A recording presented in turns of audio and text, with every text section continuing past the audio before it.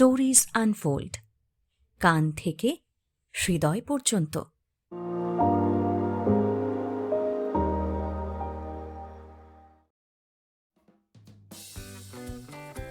Stories আনফোল্ডে আজ শুনবেন সুকুমার রায়ের গল্প ব্যোমকেশের মাঞ্জা। যদি আমাদের গল্প ভালো লাগে তাহলে চ্যানেলটি সাবস্ক্রাইব করবেন। Tokyo, Kyoto, Nagasaki, Yokohama. বোর্ডের ওপর প্রকাণ্ড ম্যাপ ঝুলিয়ে হারানচন্দ্র জাপানের প্রধান নগরগুলি দেখিয়ে যাচ্ছে।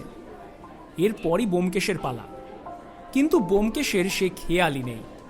কাল বিকেলে ডাক্তারবাবুর ছোট্ট ছেলেটার সঙ্গে প্যাঁচ খেলতে গিয়ে তার দুটো ঘুড়ি কাটা গিয়েছিল। সে কথাটা ব্যোমকেশ কিছুতেই ভুলতে পারছে না। তাই সে বসে বসে সুতোর জন্য কড়া রকমের একটা মাঞ্জা তৈরির উপায় চিন্তা করছে। চিনে শিরিষ গলিয়ে তার মধ্যে বোতল চুর আর করকরে ক্রোমেরি পাউডার সুতোয় মাখালে পর কিরকম চমৎকার মাঞ্জা হবে, সেই কথা ভাবতে ভাবতে উৎসাহে তার দুই চোখ কড়িকাঠের দিকে গোল হয়ে উঠেছে। মনে মনে মাঞ্জা দেওয়া ঘুড়ির সুতোটা সবে তাল গাছের আগা পর্যন্ত উঠে আশ্চর্য কায়দায় ডাক্তারের ছেলের ঘুড়িটাকে কাটতে যাচ্ছে, এমন সময় গম্ভীর গলায় ডাক পড়ল, তারপর ব্যোমকেশ এসো দেখি। ওই রকম ভীষণ উত্তেজনার মধ্যে সুতো, মাঞ্জা, ঘুড়ির প্যাঁচ সব ফেলে আকাশের উপর থেকে ব্যোমকেশকে হঠাৎ আসতে হলো একেবারে চীন দেশের মধ্যিখানে। একে তো ও দেশটার সঙ্গে তার পরিচয় খুব বেশি ছিল না, তার উপর যাও দু একটা চীন দেশি নাম সে জানত, ওরকম হঠাৎ নেমে আসবার দরুন সেগুলোও তার মাথার মধ্যে কেমন বিচ্ছিরি রকম ঘণ্ট পাকিয়ে গেল। পাহাড়, নদী, দেশ, উপদেশের মধ্যে ঢুকতে না ঢুকতে বেচারা বেমালুম পথ হারিয়ে ফেলল।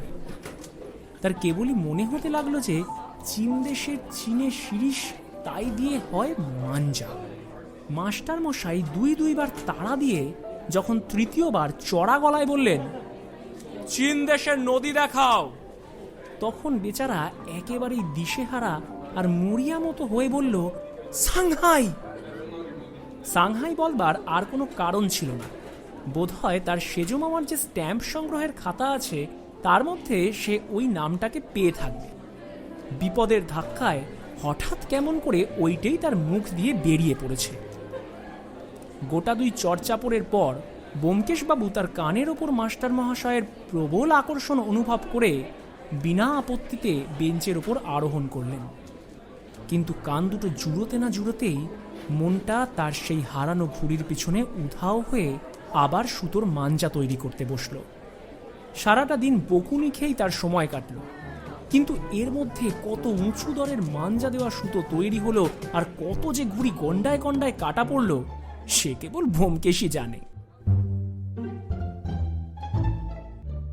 বিকেলবেলায় যখন বাড়ি ফিরছে তখন ব্যোমকেশ দেখল ডাক্তারের ছেলেটা দোকানের সামনে দাঁড়িয়ে মস্ত একটা লাল রঙের ঘুড়ি কিনছে। দেখে ব্যোমকেশ তার বন্ধু পাঁচকড়িকে বলল, দেখেছিস পাঁচু, আমাদের দেখিয়ে দেখিয়ে আবার কেনা হচ্ছে, এসব কিন্তু নেহাত বাড়াবাড়ি। না হয় দুটো ঘুড়ি কেটেছিস বাপু, তার জন্য এত কি গিরিম বাড়ি? এই বলে সে পাঁচুর কাছে তার মাঞ্জা তৈরির মতলবটা খুলে বলল। শুনে পাঁচু গম্ভীর হয়ে বলল, তা যদি বলিস, তুই আর মাঞ্জা তৈরি করে ওদের সঙ্গে পারবি ভেবেছিস? ওরা হলো ডাক্তারের ছেলে, নানা রকম ওষুধ মশলা এসব জানে। এই তো সেদিনও দাদাকে দেখলাম, শানের ওপর কি একটা আরক ঢেলে দিল আর ভসভস করে গ্যাঁজালের মতো তেজ কি যেন বেরোতে লাগলো। ওরা যদি মাঞ্জা বানায় তাহলে কারো মাঞ্জার সাধ্যি নেই তার সঙ্গে পেরে ওঠে। শুনে ব্যোমকেশের মনটা কেমন দমে গেল। তার ধ্রুব রকম বিশ্বাস হলো যে ডাক্তারের ছেলেটা নিশ্চয়ই আশ্চর্য কোনো রকম মাঞ্জার খবর জানে। তা নইলে ব্যোমকেশের চাইতেও 4 বছরের ছোট হয়ে সে কেমন করে তার ঘুড়ি কাটল। ব্যোমকেশ স্থির করল, যেমন করে হোক ওদের বাড়ির মাঞ্জা খানিকটা জোগাড় করতেই হবে। সেটা একবার আদায় করতে পারলে তারপর সে ডাক্তারের ছেলেকে দেখে নেবে।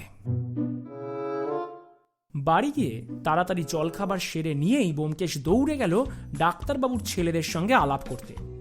সেখানে গিয়ে সে দেখে কি কোণের বারান্দায় বসে সেই ছোট্ট ছেলেটা একটা ডাক্তারি থলের মধ্যে কি যেন মশলা ঘুঁটছে। ব্যোমকেশকে দেখেই সে একটা চৌকির তলায় সব লুকিয়ে ফেলে সেখান থেকে সরে পড়ল।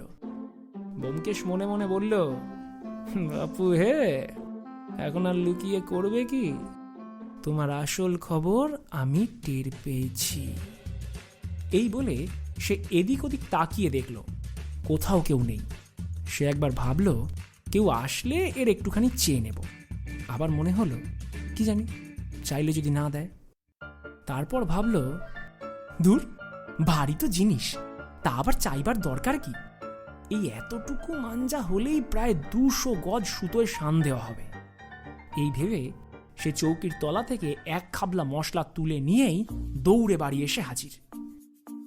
আর কি তখন দেরি সয়?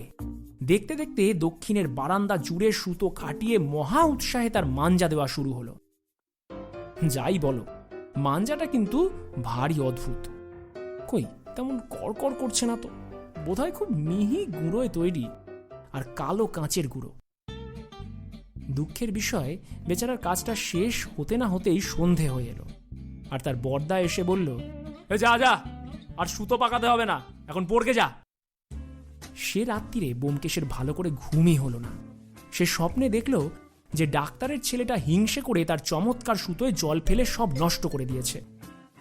সকাল হতে না হতেই ব্যোমকেশ দৌড়ে গেল তার সুতোর খবর নিতে। কিন্তু গিয়েই দেখে কে এক বুড়ো ভদ্রলোক ঠিক বারান্দার দরজার সামনে বসে তার দাদার সঙ্গে গল্প করছেন, তামাক খাচ্ছেন। ব্যোমকেশ ভাবল, দেখো তো কি অন্যায়, এর মধ্যে থেকে সুতোটা আনি কেমন করে? যা হোক, খানিকক্ষণ ইতস্তত করে সে খুব সাহসের সঙ্গে গিয়ে চট করে তার সুতোটা নিয়ে চলে আসছে। এমন সময় হঠাৎ কাস্তে গিয়ে বুড়ো লোকটির কলকে থেকে খানিকটা টিকে পড়ে গেল মাটিতে। বৃদ্ধ তখন ব্যস্ত হয়ে হাতের কাছে কিছু না পেয়ে ব্যোমকেশের সেই মাঞ্জা মাখানো কাগজটা দিয়ে টিকোকে তুলতে গেলেন। সর্বনাশ! যেমন টিকের ওপর কাগজ ছোঁয়ানো, অমনি ভস ভস করে কাগজ জ্বলে উঠে ভদ্রলোকের আঙুল টাঙুল পুড়ে বারান্দায় বেড়ায় আগুন টাগুন লেগে একেবারে হুলস্থুল কাণ্ড।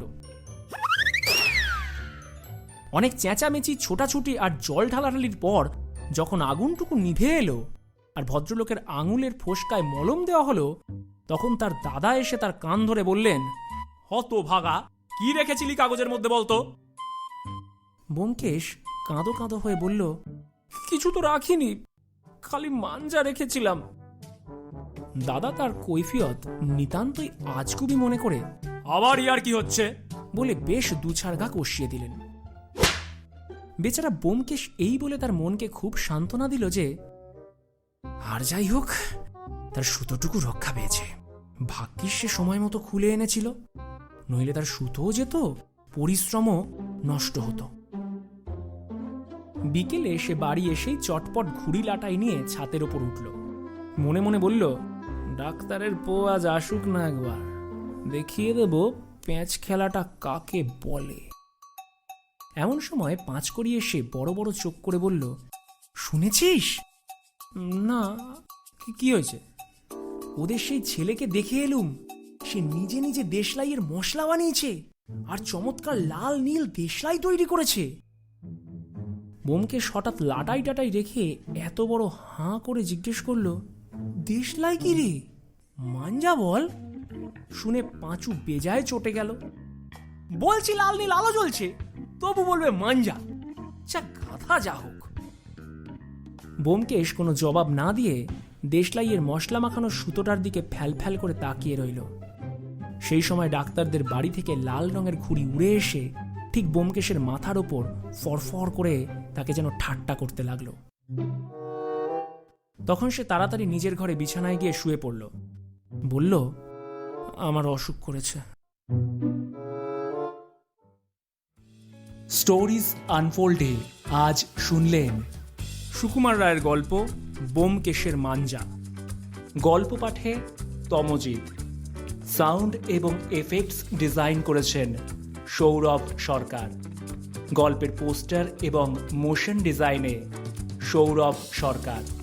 আমাদের গল্প যদি আপনার ভালো লাগে তাহলে চ্যানেলটি সাবস্ক্রাইব করবেন এবং লাইক ও শেয়ার করে পাশে থাকবেন।